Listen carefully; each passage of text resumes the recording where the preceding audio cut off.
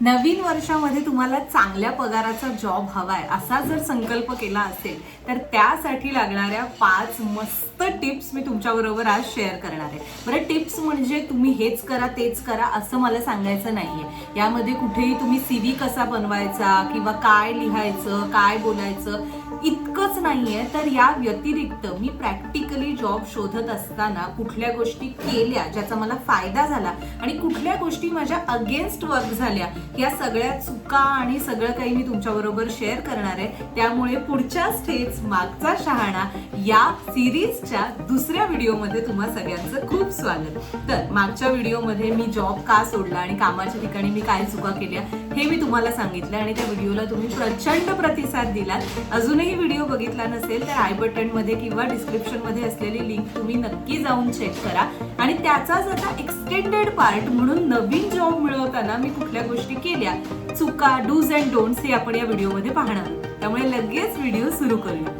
सगळ्यात महत्वाची पहिली टिप म्हणजे तुम्ही जॉबसाठी अप्लाय करताना तुमच्या CVचं काय करायचं. कारण अनेकदा असं होतं, इनफॅक्ट माझ्या आधीच्या व्हिडिओच्या कमेंट बॉक्समध्ये पण अनेक जण अशी होती की ज्यांनी एकाच ठिकाणी ना 3-3, 4-4, 5-5 वर्ष, अगदी काही जण तर 10-10 वर्ष काम केलेली सुद्धा मंडळी आहेत. आणि त्यांनी जर आता आपल्याला दुसऱ्या ठिकाणी अप्लाय करायचं तर त्यानुसार आपला CV अपडेट करणं हे सगळ्यात जास्त गरजेचं आहे. आता अपडेट म्हणजे काय, आधीपर्यंत तुम्ही ज्या कंपनीजची नावं लिहिली होती त्यामध्ये आता आणखीन एकाची फक्त भर टाकायची का, असं होत नाही. तुम्ही या मागच्या काही वर्षांमध्ये जे स्किल्स नव्याने शिकलाय किंवा जे आता परस्यू करताय त्याचा सुद्धा तुमच्या CV मध्ये एखादा कुठेतरी मेन्शन करायचा आणि अशा पद्धतीने करायचा की जेणेकरून आपल्याला त्यातून अगदी थोडक्यात आपण काय करतो, आपल्याला काय येतं याची माहिती समोरच्याला देता येईल. आणखीन एक महत्वाची गोष्ट ना, यापूर्वीचा जो माझा CV होता तो साधारण 6 पानांचा होता आणि मला असं वाटायचं वाव यार, आपण आयुष्यात काय तीर मारलेत.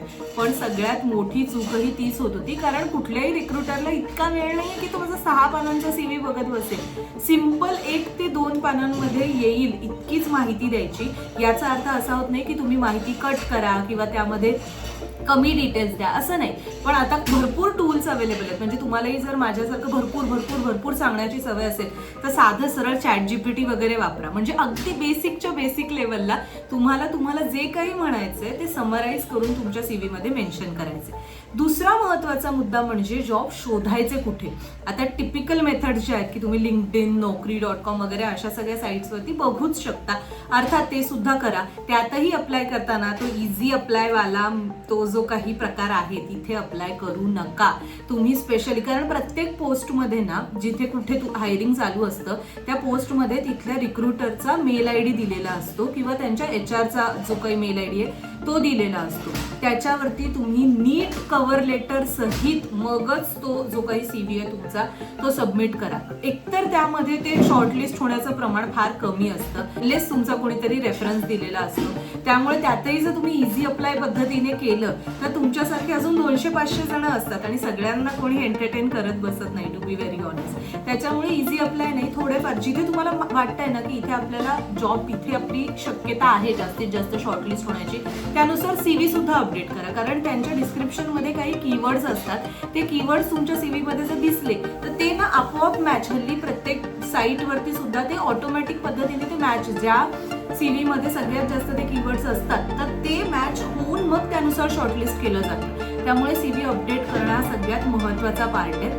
आणि दुसरा पॉईंट जो मी म्हणत होते की रेफरन्ससाठीचा, तर बिनधास्त जे कोणी तुमच्या ओळखीत चांगल्या ठिकाणी काम करणारे, तुमच्या क्षेत्राशी संबंधित असे जे लोक आहेत त्यांना बिनधास्त मेसेज, मेल, जे काही ज्या पद्धतीने स्पॅम न करता अगेन प्रोफेशनल पद्धतीने त्यांच्यापर्यंत पोहोचा, त्यांच्याशी बोला आणि त्यांना सांगा की असं असं आहे, तुम्हाला जर कुठे रेफरन्स देता आला तर द्या.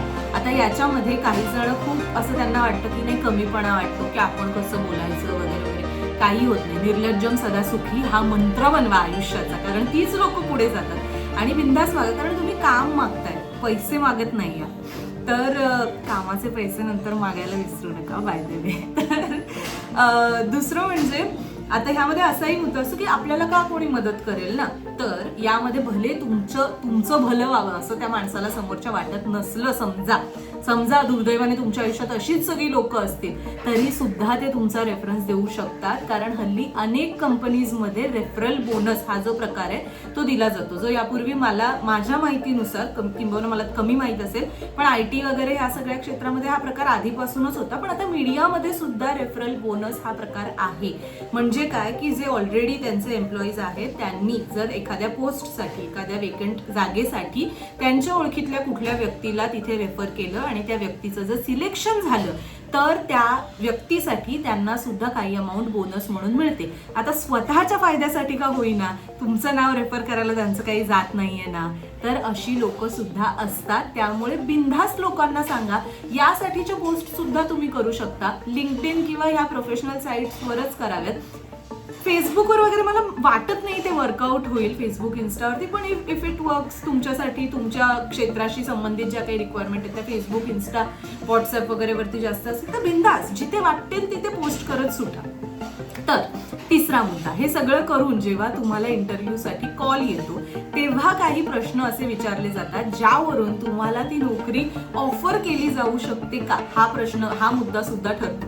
यातला बाकी तर तुमचा एक्सपिरियन्स वगैरे, तर अर्थात तुम्ही एक्सपिरियन्सनुसार तिथे पात्र आहात म्हणूनच तुम्हाला कॉल आलेला आहे. पण काही टेक्निकल गोष्टी असतात, जसं की नोटीस पिरियड. अनेक कंपनीजना अलीकडे ना इमिजिएट जॉईनिंगसाठीची लोक हवी असतात. अर्थात ती काही फार व्हॅलिड गोष्ट नाही, पण अनेकदा जर तुम्ही 3-3 महिने, 2-2 महिन्यांचा जो नोटीस पिरियड आहे तो सांगितला, तर त्यानुसार तुम्हाला कदाचित रिजेक्ट सुद्धा केलं जाऊ शकतं. आता खोटं बोलायचं का, तर असं नाही, पण अनेक वेगळ्या, म्हणजे तुमची जी एक्झिस्टिंग कंपनी आहे ना त्याची पॉलिसी आधी तुम्ही चेक करा. म्हणजे समजा जर तुम्ही आता ज्या कंपनीत काम करताय तिथे 2 महिन्यांचा नोटीस पिरियड असेल की जो कंपल्सरी तुम्हाला सर्व्ह करावा लागणार आहे, तर अनेक वेळेला ज्या तुमच्या PLs असतात, म्हणजे पेड लिव्ह असतात किंवा आणखीन बाकीच्या ज्या काही सुट्ट्या, तुमचे कॉम्प ऑफ असते, तुमचे वीक ऑफ असते, तर अनेकदा ना HR ह्या सुट्ट्या सुद्धा मॅनेज करून, डिडक्ट करून तुमचा जो काही नोटीस पिरियड आहे तो 2 महिन्यांच्या ऐवजी थोडा आणखीन कमी करू शकतो.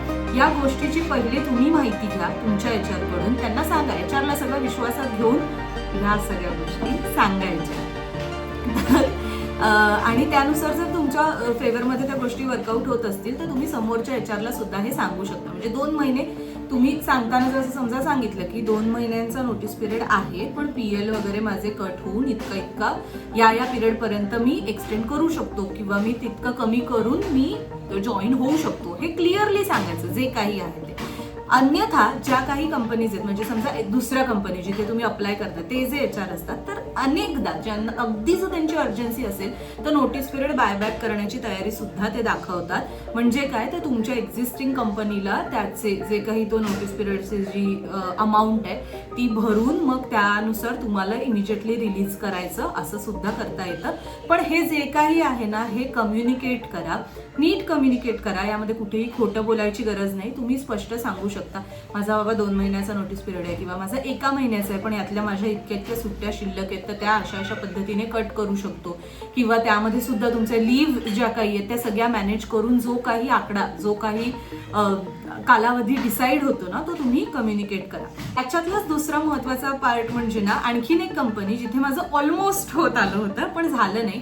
अर्थात तिथे इश्यू हा झाला की मी त्यांना फर्स्ट सेकंड राऊंडला माझी सॅलरी सांगितली होती आणि माझे एक्सपेक्टेशन सुद्धा सांगितले होते. तेव्हा त्यांचं असं म्हणणं होतं की आपण पहिले टेस्ट घेऊया आणि मग आपण डिस्कस करू.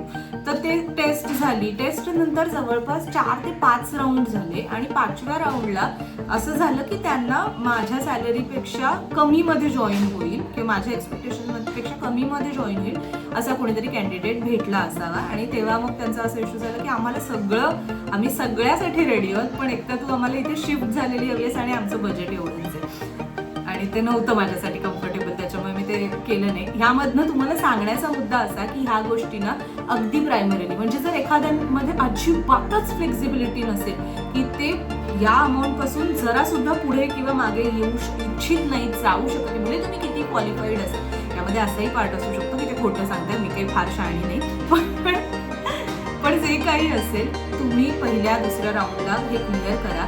हे मी रिक्रुटर्ससाठी पण सांगते आणि अर्थात जे अप्लाय करतात त्यांच्यासाठी पण सांगते की जे काही कम्युनिकेशन इज द मस्ट. आणि इंटरव्ह्यूच्या ह्यातलाच एक महत्वाचा आणखीन एक पॉइंट आहे जो मी ना अलीकडेच ऐकला लंच ब्रेकवर असताना. काही प्रश्न म्हणजे तुम्हालाच मी मगाशी पण म्हटलं तसं एक्सपिरियन्स बद्दलचे प्रश्न किंवा तुम्हाला काय येतं काय नाही आहे, तुम्हाला काय गरजेचं आहे अडॅप्ट करणं, हे सगळं तुम्हाला विचारलं जाणार, तुमचं एक्सपेक्टेशन्स विचारले जाणार. पण या व्यतिरिक्त एक ना तुमचं कॅरेक्टर किंवा तुमची पर्सनॅलिटी बघण्यासाठी तुम्ही काय या कंपनीसाठी घेऊन येत आहे हे जाणून घेण्यासाठी एखादा असा प्रश्न विचारला जातो की का ही कंपनी तुम्हाला का जॉईन करायची. अनेक जण खूप हंबल आणि खूप मॉडेस्टली वगैरे असं सांगायला जातात की मला ना नवीन नवीन गोष्टी शिकायला आवडतात, या कंपनीमध्ये येऊन मी अनेक गोष्टी शिकू शकेन असं मला वाटतंय, ही एवढी मोठी कंपनी आहे की मला इथे शिकण्याची संधी मिळेल असं वाटतंय. तर या गोष्टीने अक्षरशः तुम्ही रिजेक्ट होऊ शकता, कारण कुठल्याही कंपनीला शिकाऊ लोक नकोय, तुम्हाला तिथे पगार दिला जाणार आहे म्हणजे तुम्हाला तिथलं काम ऑलरेडी येतंय असं अपेक्षित आहे. तुम्हाला शिकायची जी काही वेळ होती ती कॉलेजमध्ये होती किंवा जेव्हा तुम्ही इंटर्नशिप्स करत होता तेव्हाची होती. तुम्ही इंटर्न म्हणूनच जात असाल तर व्हेरी गुड, हे वाक्य वापरू शकता, पण तेव्हाही वापरू नये ह्यासाठी, कारण मग त्या कंपनीचे जे कोणी रिक्रुटर्स असतात त्यांना असं वाटू शकतं की अरे मी तुम्हें सिखाऊ भी और तुम्हें मैं पगार भी दूँ उसका, तो मतलब मेरा क्या फायदा है ना इसमें. कारण अनेकदा ही लोक जी असतात ना शिकणारी शिकाऊ मंडळी, ती शिकतात आणि त्यानंतर जेव्हा त्यांना असं वाटतं की आता मी शिकलोय, आता मी दुसऱ्या कंपनीमध्ये जातो. अर्थात सगळ्यांना माहितीये कोणी तिथे आयुष्य काढण्यासाठी आलेलं नसतं, पण स्टार्टिंगला हा माणूस किती वेळ आपल्या बरोबर राहू शकेल हे जाणून घेण्यासाठी तरी शिकण्याची माझी इच्छा आहे ती दाखवू नका. शिकणारच आहात ना तुम्ही. एनिवे तुम्ही जिथे गेल्यावरती तिकडच्या चालीरीती, तिकडच्या वेगवेगळ्या पद्धती, त्यांची वर्क स्टाईल हे सगळं शिकणार आहात. ते फक्त मेन्शन करू नका किंवा तुम्हाला जर करायचंच असेल तर तुम्हाला काय येतं यावरती फोकस करा, रॅदर दॅन तुम्हाला तिकडून काय मिळणार. आणि येस, हे सगळं करून आय रिअली होप तुमचा कुठेतरी फायदा होईल आणि तुम्हाला सुद्धा या नवीन वर्षामध्ये चांगल्या पगाराची, चांगल्या लोकांसोबतची अशी एखादी छानशी नोकरी मिळू दे. तुमचा बिझनेस वगैरे करायचा प्लॅन असेल तर त्यासाठी तर तुम्हाला खूप शुभेच्छा. आणि येस, आय होप तुम्हाला व्हिडिओ आवडला असेल. आवडला असल्यास जॉब शोधणाऱ्यांबरोबर नक्की शेअर करा. मी ज्या गोष्टी शेअर केल्या या मग माझ्या अनुभवातनं तुम्हाला सांगते.